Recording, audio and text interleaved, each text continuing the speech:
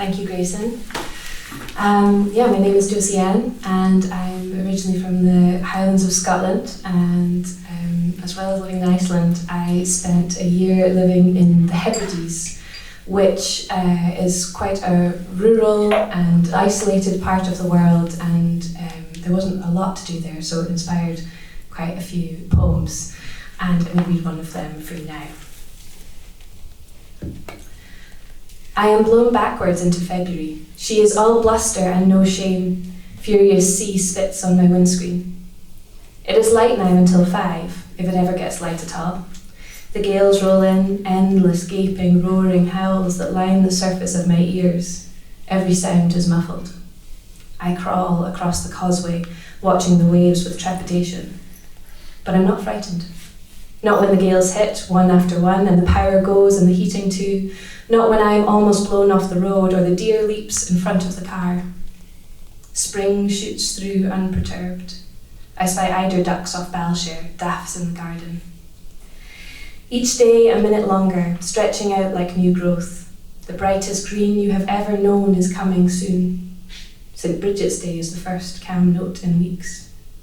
A hen harrier soars over my house.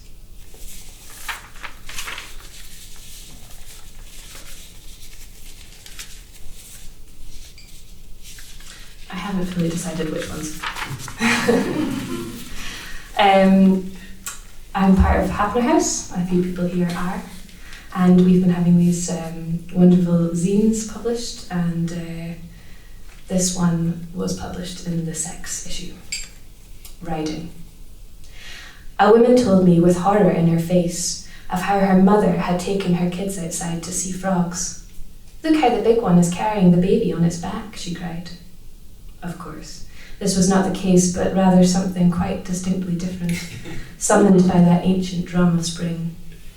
I laughed at the thought that the frogs were doing something filthy in the cool shade, when really I would love nothing more than to sigh and sink with you into the dark silt, like the soft-bellied animals we are.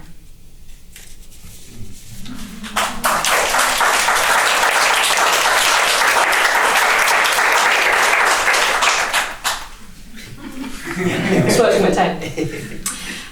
This was a poem that I wrote for my aunt and uncle's 50th wedding anniversary.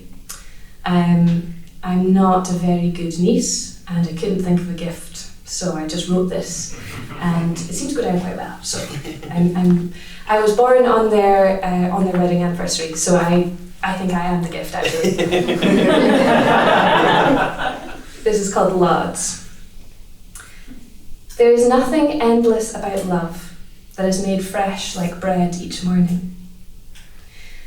It is not the number of mornings that matters, but the newness of them.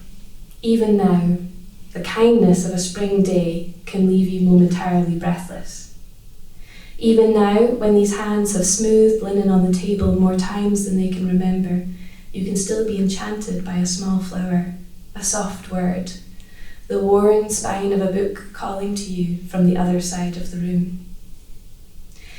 The making of a good life is just that, the making of it. As the years tumble through your hands like round pebbles, glittering with Christmases. And for each day, a morning, some soft and stormy, some harsh with sunlight, some lost, yet too mundane to be forgotten.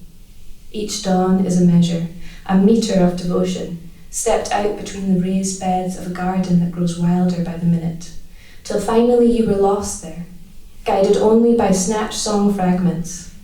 Holding your coffee cup with the bright day before you, you marvel the morning, the endless beginning. Thank you.